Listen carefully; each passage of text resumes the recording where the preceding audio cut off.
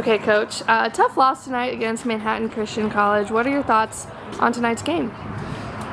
Well, we knew obviously with as highly ranked as they were all year, we knew that we were in for it, and for a really tough matchup. And unfortunately, when we're undersized like we are, we've got to have a lot of things go right. And if I had to pick two guys not to be in foul trouble, it would be Stefan and Eli, and unfortunately, both of them got in some foul trouble in the first half, and so it gave an opportunity for some guys to step up. So the first half was kind of rough, and I really feel like not being on the national stage in a couple years, nobody on this team except for one had ever been to a national tournament, and I feel like they gained some valuable experience even just in the first half, and they came back from it was a 16-point deficit at halftime, if I remember correctly, and they came back and they cut it to 4. And when you do that, you lose up a lot of energy, and you were able to keep it single digits, and we were right there. I was extremely proud. I'm really glad that they played the way they played in the second half. That gives them a lot of encouragement, and it really it should give them a lot of pride in the chemistry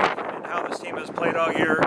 You kind of got to see it there in the second half, and I was really proud of how we ended the game. Even though the score's not what we wanted, the effort's what we wanted, and that's really all we can ever control is our effort. Perfect. And you have one more game, at least one more game tomorrow, hopefully 2 more on the weekend. What are you looking to see from your team tomorrow morning? Well, this is a way to get some respect on the national stage. Our region just tends to not get as much respect as some of the other regions. A lot of these guys are able to play each other year-round. They're really familiar with each other, and they're not as familiar with our region. And so I'd like these guys to come out. If we're able to get a win tomorrow and then the following day, we would end up with 16 wins for the season, which would be the second most in Bruin history for a season. We've got a chance to really do some things that are of significance.